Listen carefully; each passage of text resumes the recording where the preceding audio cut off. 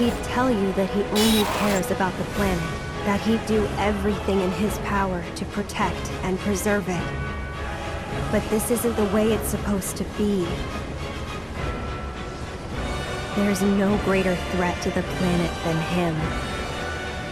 Welcome to another DualShockers discussion. I am Scott White, and this time I am joined by Kris Cornelisse as we discuss the ending of the Final Fantasy VII Remake. As we have both played through and completed this game, we have some different thoughts. Kris, so I hear you don't like the ending of the Final Fantasy VII Remake. Yeah, I do not like the ending at all. So what about the ending kind of irks you? Well, the biggest thing, I suppose, is a lot of it. I think I should preface by saying it's not like a typical bad ending like Mass Effect 3 or something like that, which just completely undermines the entire previous game. The game is great. It's really, really great up until the last hour or so, at which point it just becomes totally inconsistent, massively over the top. All the rules and causality and everything gets thrown out the window, and suddenly I have no idea what to expect, and not at all in a positive way, I find. So I just feel like I'm going into Game 2 looking at it with trepidation, going, I don't know, guys, I don't like this at all. And the implications are not ones I find positive at all. Yeah. I can definitely see that. And for listeners, just so you know, we will be going in depth into the ending. So if you haven't beaten the game yet, just turn this off now. Yeah, just spoiler warning. Don't spoil it for you. Yeah, super spoiler warning. Don't spoil the ending for yourself. So with that out of the way, let's get more into it. So this game does turn like nutso. Like you're talking about fate shifting and all like messing with destiny. It's so out there, and this is the most non-original game thing there is in the entire game. Yeah, it's fairly nuanced in how it handles the remake tendencies up to that point. Everything is like a natural expansion of what was there previously, expanding on an existing scene, building up additional character depth, motivation, conversations, banter, that kind of thing. And by and large, most of the new additions throughout the game I had no issues with. I felt they supplemented it well, they built on it well, even the ones that were, a little out there. It's like, yeah, okay, this is fine. It's only at the end where it just picks up the last 40 hours or so, out the window. Out the window. You're in Nomura land now. Oh, it's 100% Nomura. Yeah, it's 100% Nomura. It's Kingdom Hearts and Advent Children and all that good stuff. Everything has his blueprint on it right there. Right. I mean, so going into exactly what happens, basically the floating spirits that we've seen in a bunch of the trailers turns out to be, they're called Whispers. They're arbiters of fate that are basically trying to steer the party throughout the game to fulfill the planet's fate for them, kind of their destiny, their preordained paths. How I take that is they want them, the Whispers are trying to force the characters into the same storyline and everything from the original game. That's kind of like what that is their fate. This is what they're supposed to do. And that's what the Whispers are for. And this final section is the characters being like, hey, screw you, we're going to change our fate. And they step into, like, all the Whispers kind of merge together, and Sephiroth's there now. Like, it speeds everything up. Yeah. Like, you confront Sephiroth after he doesn't just disappear with Genova's head as he does in the original. He's not left so much as a mystery, which I can kind of understand because Sephiroth isn't a mystery at this point, just because the original games come out so long. Yeah. And there's this weird, like, cloud of arbiters, and then Aerith uses magic and then creates, like, a portal or, like, a doorway into destiny or something, and the party walks through to change their fate. Yeah. Although where they're met with basically a giant Heartless. Although it's even weirder than that, because Sephiroth is the one to originally open the portal, but then Aerith channels it or something, and then it turns from, this black insidious thing to a white glowing thing, gives a little speech, and then we go through. And that's, if anything, that's stepping through the portal is literally just them to allowing an excuse for Nomura to say, okay, guess what? There is no causality. We can do whatever the fuck we want and put on a show here. And so what you see is, you know, massive, over the top. It's like everyone seeing this in Midgar would be losing their goddamn nut, but they're not, because it's off in this little nothing land. So it almost feels like an excuse in that regard, but, you know, that's a small grievance in the grand scale. Yeah. How I viewed it, actually, you kind of lay your case on the line, and then we'll go over it. Okay. And then I'll do the same. So, I suppose the Whispers, in a lot of ways, I could understand them being arbiters of fate and destiny and all that. All throughout, you know, I kind of had that vibe when every time they showed up or interrupted, it would generally, something that was diverging would become more in line with what I knew.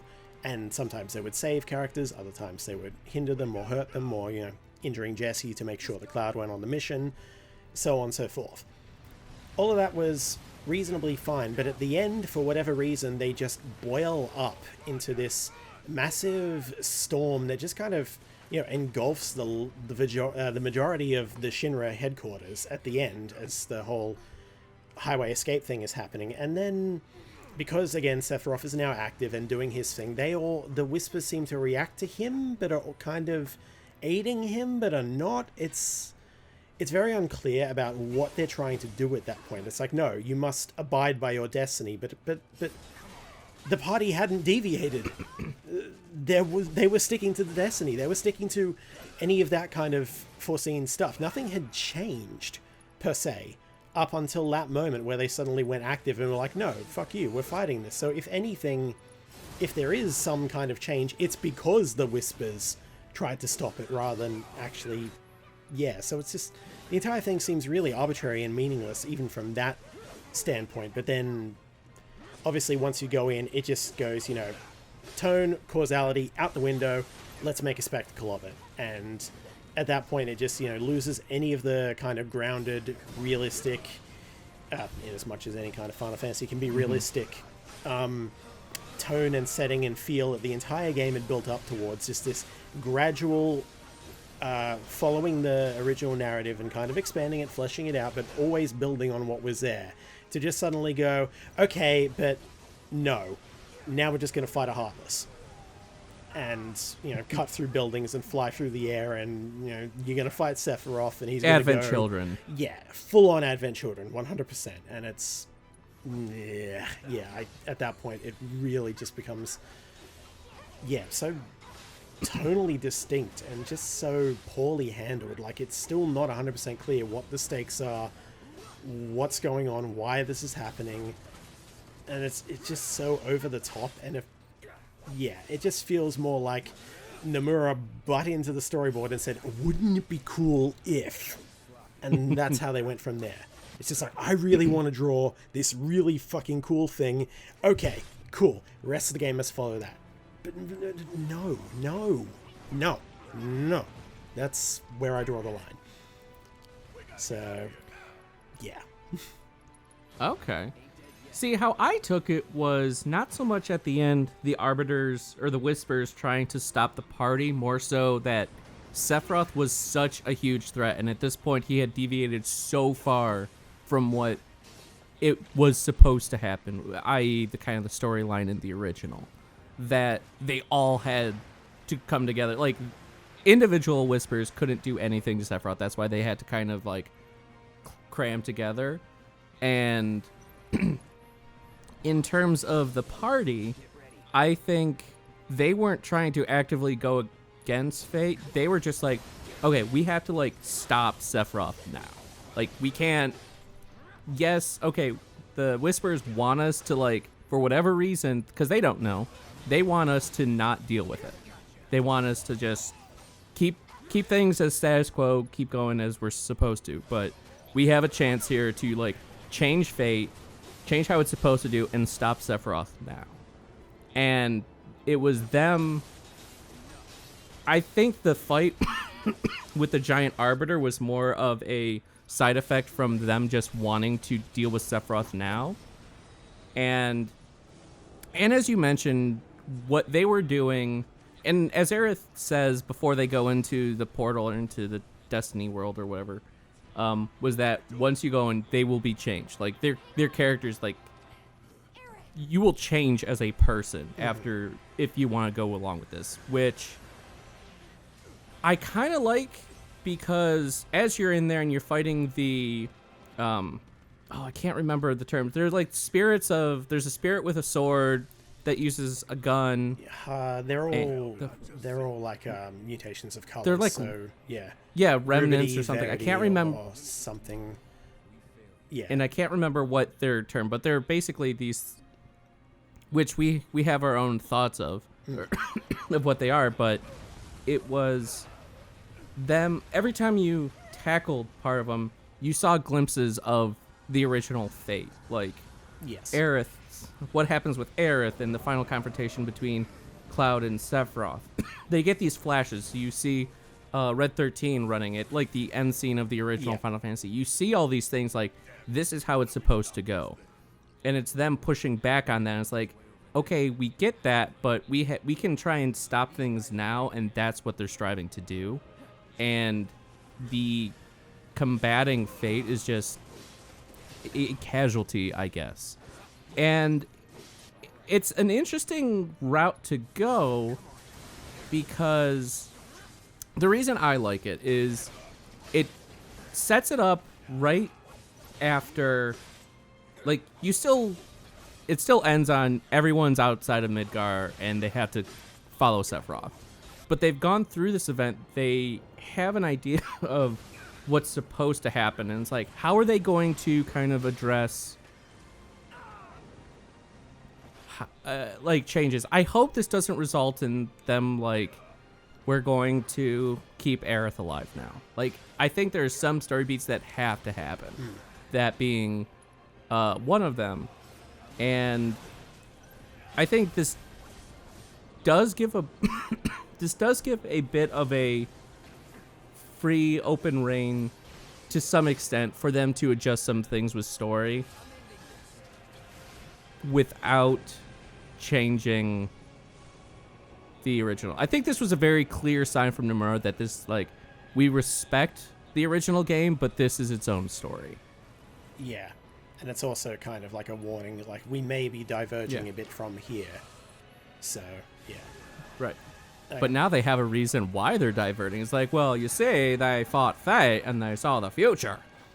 Yeah, and I mean, that is definitely one of the more sensible interpretations of that whole sequence and stuff like that. And I will give you that, like, of all the various theories and things I've heard, that's among the most tolerable, but I'm still just like, this was, if at the very least, it was communicated and executed really badly. Like, at the very least. And the implications it sets up for future things, even if they don't end up changing too much, or they do, either it's setting up a lot of change, like Aerith will live, or something like that. And that should absolutely not be the case, because you go back to the reason why she died and Sakaguchi's influence of his mother and everything. You don't touch that, right? You don't touch that. Like, it was a very important kind of character death in terms of fiction, just for the whole, it was sudden, it was jarring, and it hurt. It wasn't like a big heroic sacrifice, like, I'll hold the line, or, it's just, no, he comes out of nowhere and fucking kills Aerith, and it's bad, it's sad, everybody hurt. So, yeah, that was part of it. It was almost like a grieving and coping mechanism for Sakaguchi. Yeah. So I think you can't really, the implication there is that, no, we're fighting that fate and everything, and it's like, yeah. If it wasn't Nomura directing, I'd be less hesitant about it, but I know what his style of writing is. I've seen the projects he directs, how, off the rails and rule of cool, and wouldn't it be cool if driving everything, and given everything that the remake was up to that point, I just feel like it's so jarring, and to suddenly have it just go, nope, Nomura territory now, it's like, All you had to do was stick the landing and you would have an excellent game. But you just really had to throw it out. And now, you know, here we are. The internet is apparently very divided, but seems to be leaning more negative. But, you know, that might just be my perspective. Yeah, biased and everything. But I don't know. It felt like, at the very least, even if you can rationalize it as you have, it's still very jarring, not communicated very well at all. You know, are the Whispers trying to stop Sephiroth? Is that why they are reacting to that? And that's even without going into, you know, things like all the snippets we get of Zack, because I don't even know where to begin with that. Just, ugh.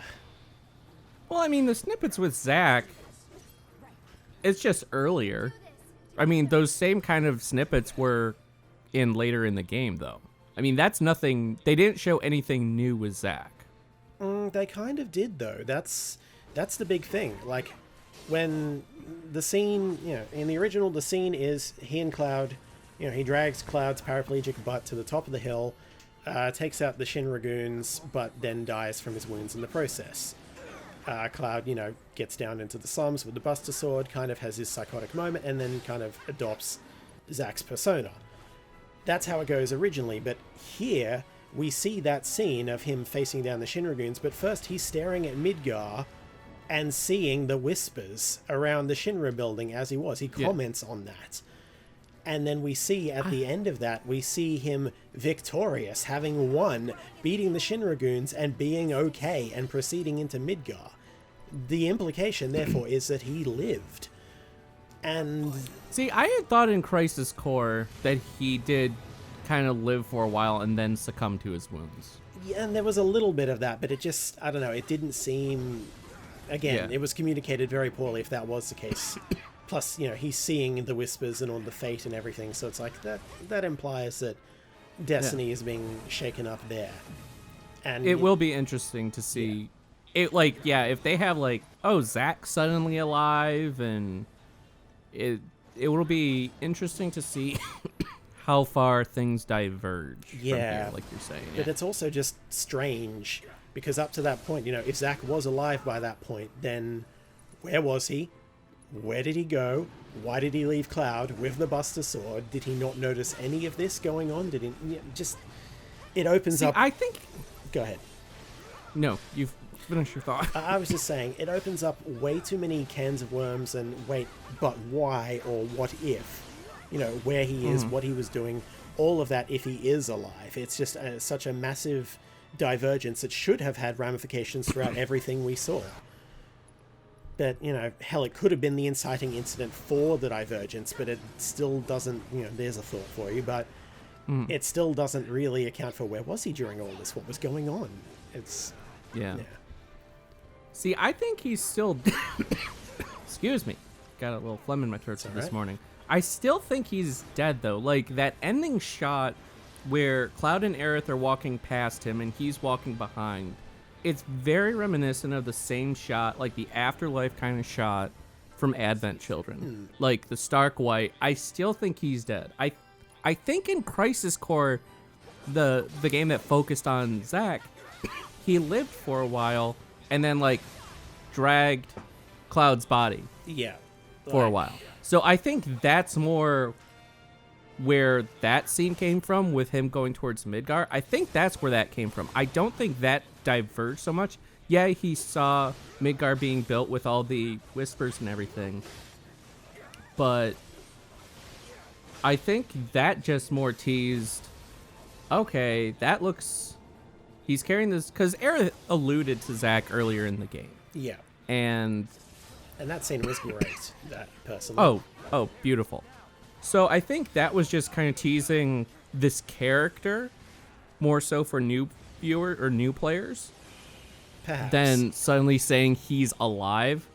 And it was just them being cryptic because crazy things had just happened. But yeah. And with how they ended, like everyone outside of Midgar saying they have to pursue Sephiroth, I'm glad it ended normally, like how it kind of ended in the original game. So I'm hoping I'm thinking some details will be changed, like slightly altered. But Yeah, it just... at the same time, I don't think it's going to be a radical shift. My biggest complaint, I will say, about the ending of Final Fantasy VII Remake, you shouldn't have fought Sephiroth yet. I agree, but with caveats, because I had two... Going into this final section, I had two expectations for what was going to happen. Like, two possibilities. Because I figured, yes, it's kind of a climax of the Midgar arc in the original game, but it's not a game-ending game, or a game-ending climax. So I figured they're going to ramp it up.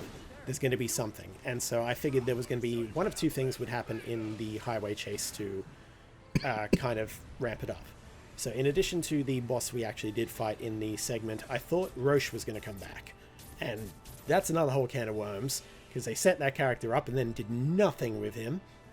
And it's like you would think he would be there in the other motorcycle sequence, and then you take him out. I was expecting him. Yeah. I was expecting him, you take him out, you properly deal with him.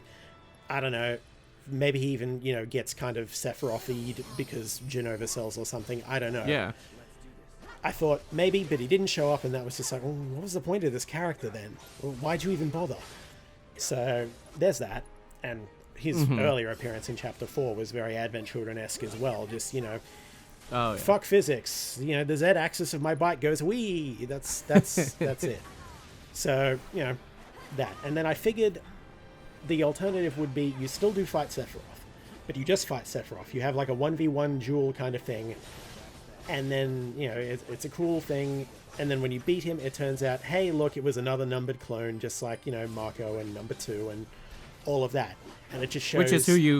Which who it ends up being anyway. Exactly. So. But I figured it would be like that, but clearly not Sephiroth at his full strength, not unleashing, the meteor, not busting out the one-winged and angel thing and everything. Just, it was shout way out to too the much. Kingdom Hearts moveset.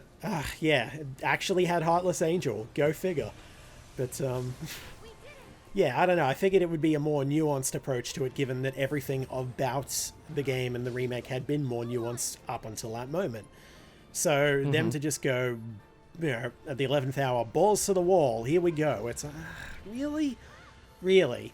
You had to throw away your consistency and your clarity of story and everything for the sake of some cool shots that just, it just alludes and evokes all the things that people are more wary of a Nomura-led project for than, and all the stuff that, falling into the same trap that all the extra supplementary FF7 material had that was made after the original game, where they just kind of missed the point. That's what it felt like. The entire section just felt like it missed the point. So, I don't know. I like the concept. I will agree with you. It was handled ham-fistedly. Like, it was just kind of crammed down our throats, but I like the idea that they're going for. I like the concept of, it's like, okay, the party's like, he's such a big threat, we gotta take him out now. Like, we have a chance, let's take him out now. And then seeing how it should be, like, I like the idea and the concept behind fighting against fate and kind of going against the world's will, basically, to end things when they can. Like, throwing in the giant arbiter that looks so much like Darkseid from Kingdom Hearts, and it's so Kingdom Heartsy. It could have been handled a lot better in concept. I really like it. Yeah, I mean, I feel like with a deft hand, you could still, execute the plot a bit better, but everything about it just always so... It just came across as so unclear and so, poorly explained and handled, which, was a surprise given the general... the level of polish that everything else had up to that point, True. I completely agree, but with this being the first game, I think it's fine if it is a little cryptic. Like, they have to give you something that's like, what the fuck? It's like, what did I just see? Maybe not quite to the extent that they gave us in the ending of Remake. Yeah. But I think it left us with, excuse me, a good amount of questions to kind of theorize and kind of discuss leading up to Remake Part 2 in 10 years or whatever it is. So it's a lot to kind of digest. And, well, we have the Final Fantasy VII Ultimania guide coming out in a month or so over in Japan. So I'm sure there'll be information kind of in there. I'm sure in the following... on external storytelling, though, it's just... Yeah. True. Yeah. And there'll be interviews and whatnot, but we'll get some information. But I think it had to leave us with some sort of...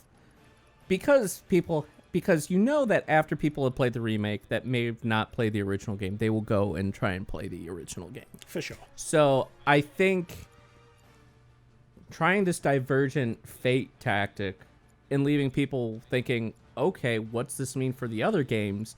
It will keep those new players still kind of guessing and not necessarily spoiling the narrative completely for like going forward. But it's a possibility. It'll be interesting to see. Yeah. Half the problem I have with it is just, in addition to it just being, very jarring and sudden, the implications of what could be and how it could shake things up.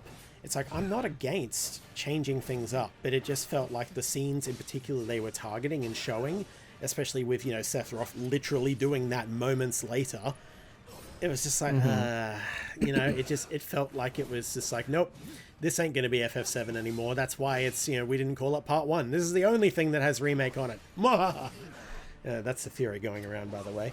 So, yeah, the other ones won't be called FF7 Remake. They'll be called something else entirely, That'd be interesting. Final Fantasy VII Part 2, You Cannot Advance.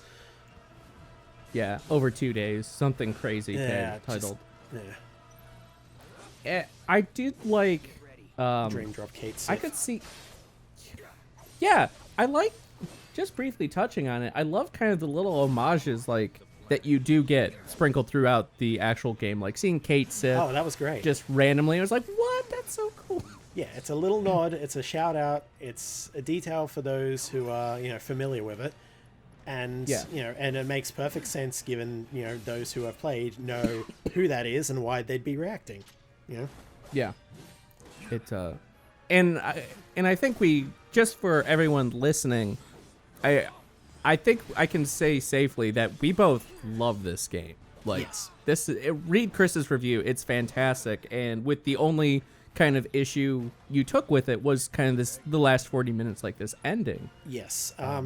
Like, my final score was 8.5 out of 10, and I straight up said if they had just stuck the landing, then it would be a 9.5, solidly. The vast majority of my issues are that final hour. And, I ended up having to score it on 42 hours of excellent, 1 hour of bad. That was what my score landed on. So it was a very, very jarring bad and worth having this discussion about. But definitely. The rest of it, I don't want that. I've already feel like I've scared at least one friend off talking about it in detail, and just like, no, please understand, this game was great. It really was. It's just, I don't know if Part 2 is going to be as great, and I worry. That's what this left me with. Worry, trepidation, seeing just, Nomura fly off the rails and do his own shit. It's like, no, stop. You have other projects for that. This is not this one. Go ruin Kingdom Hearts some more. Leave Final Fantasy to the people who don't cause the Versus 13 fiasco. Please. See, with how they left this game off, I don't see this really having any effect on the story. Like, nothing from the original story I feel is in question now because of the ending of this. Maybe the end with Aerith. Like, what I would imagine the end of Part 2 will be the City of the Ancients and the whole Aerith thing. Yeah. I could see that being the natural ending for Part 2 or whatever they call it. And I think that's the only part I can really see this affecting much. Like, they figure out a way, or Cloud knows it's coming and pushes it out of the way, or something like that. But besides that, I think a lot of the second game is going to be them tracking down and trying to figure out what's Sephiroth doing, what's he doing with this, what's up with Cloud, and all that, which I don't really see the ending of this game affecting much. Yeah. So I'm not I'm not so much worried or concerned with the end of this game or the next game. Maybe the third game when things really start going off the rails. It's but- so far ahead that I don't like, speculating on anything more than Oh, yeah. vague hypotheticals for it, because Yeah. the implications I got going out of this one is that, all bets are off, anything's possible, and it's being handled by Nomura, so that's probably not a great thing. That's the biggest trepidation I got out of it, and then when it was as sloppily handled, poorly implemented, tonally jarring as it was, I'm just like, I don't know, guys, I don't know. And that's why I wanted to be looking forward to part 2. I wanted to be going, that was great. I look forward to seeing how they improve on it. Instead, I'm staring at it in the distance, worrying. And that's the half reason I even want to be talking about this or getting this out there. It's like, if anyone from the Square Enix is listening to this, please take these words to heart. Please. Because even if nothing changes, even if part 2 and whatever was almost identical, just the same kind of treatment as it was, then I just wonder, what was that entire scene entail? What was its purpose at that point? It's just like, here you go, non-causality, crazy, climactic, super over-the-top ending because we needed to end it on that note. I can't make a normal, video game ending that's just fine.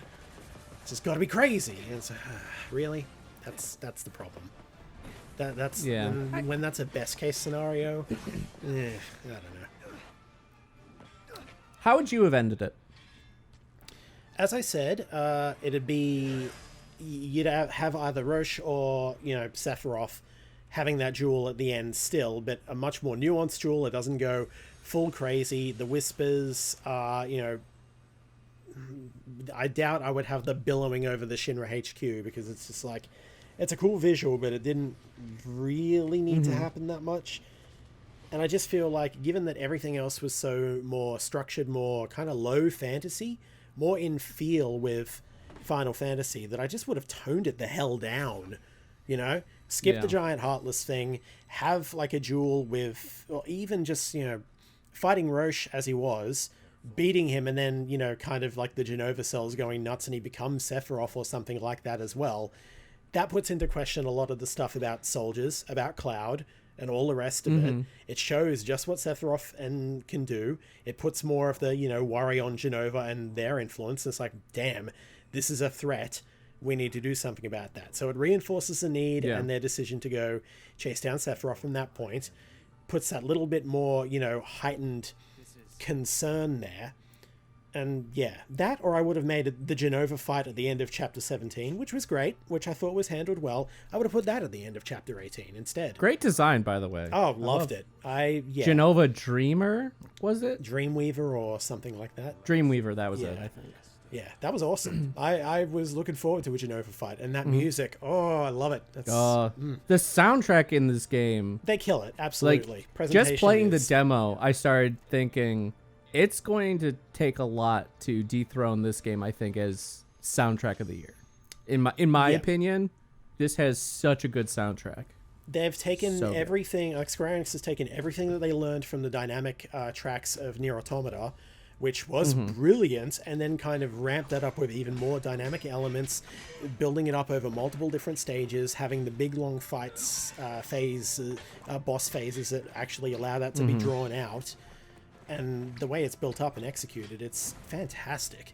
And there's just so many tracks, so many remixes, remasters. All the jukebox collectibles are meant to be like music that would be made in Midgar in that setting. That's great. Love it. And the music, they kill it. They really do a good job with the presentation and all of that. Like, again, refer to the review. I went in great detail for it.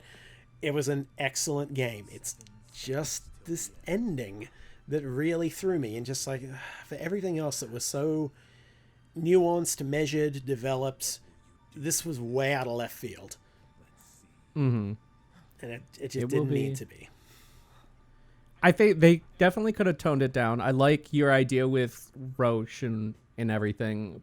I'm still very much excited to see how they tie what they showed and what they talked about in the ending into in the subsequent games. I'm still very much excited. Everything they did with the Midgar, from fleshing out the character, I love the character interactions. I can't wait to see how they once the party's officially all together. I can't wait to see how everyone interacts with each other. I loved Red 13. Loved Red 13. His execution was great, and I'm sad I couldn't play with him. Yes. Like, I loved when Barrett was saying how, like, mopey he was and to try smiling, so, like, he smiles and it's just, like, creepy. I loved it. I love the dynamic already. Absolutely. That I can't wait to see that get expanded on with three more characters. Just four as more wise, characters. knowing lab rat Kate, dog. Yeah. Lab. And, like, when they're squaring off against Heidegger and Red 13's lab rat dog. Yes. And it's just literally doing all it's that. so good. Can we just take a moment? Can we just take a moment to appreciate Barrett's voice actor at the delivery after the plate falls? Oh, he killed that scene. He absolutely killed that scene. So, shout outs to that. Just excellent job all around. And it's a great game. It's a really great game, and I wish I didn't have this trepidation coming out of it. I wish I didn't have this negativity. I'm sure, like, that whenever, in a year's time or whenever, when they start showing us the first glimpses of it, we see a trailer, I see parts of it in motion, I'll be right back to where I was for the rest of it. But just, that bad taste is going to be hard to wash out in the meantime. Oh, so good. Just watch some videos of Red 13 being a awesome lab rat dog and stuff. So. Yeah. Again, I don't want to scare people off. Whatever you think about it, if worst comes to worst, just, I don't know. Stop after you beat Motorball. Just, okay. You beat Motorball, you zoom down the line, and then boom, you're at the end. Yeah, switch your PlayStation off. Say they are they are going to go hunt Sephiroth and have left Midgard. The end. You're done. Yeah. It is an absolutely great game. Even though the ending was very strange and ham-fisted in how they approached it, it's a fantastic game, and I think the best Final Fantasy they have released in quite some time.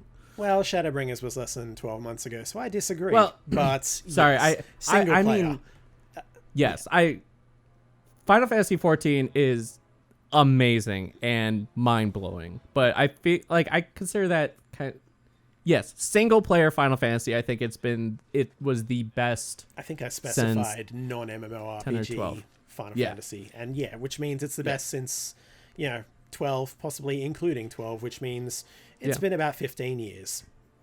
Yeah, that's pretty good. They really did a great job. Yeah. I'm anxious to see where other people lie once with the game coming out tonight and tomorrow, where people end up falling on this ending. I think this will be the divisive kind of love it or hate it discussion people are having. We have the critical scores. Now I want to see the user scores. Where do people fall on it? It's already divisive, as I said, among those who have played it. Some like it, some don't. But, yeah. Oh, and but all of that is, again, the ending. It's entirely the ending. Everyone else, for everything else, it's almost universally, this is great. This is excellent. Or at the very least, they did a good job here. And it'll never replace the original, of course, but it's damn good. Oh. Yes, it is. So, yeah. Well, I think that's going to do it for our ending discussion on Final Fantasy VII Remake, Kris. Yeah, I think we just about covered it. I think we met some, a good discussion. Yeah. Nobody got too angry, too, frustrated. We kind of saw each other's points, met midway. It was good all around. Just good times. Good times. Well, thanks for joining me, Kris. This was a lot of fun. Yeah, happy to be here. And until next time, everybody, be sure to check out DualShockers.com for all of our fantastic Final Fantasy VII Remake goodness. You can also check us out on YouTube at youtube.com/DualShockers and on Twitter at DualShockers. And be sure to give Chris's review, read over. It's really good. Aw. Or it's and watch the video. Both are fantastic. So Yeah, they killed it with the video. I gotta give shout outs to the rest of the team for that. yeah, it was a very good collaborative video review. So be sure to check out both the Chris's written and our collaboration video review. So till next time, everybody.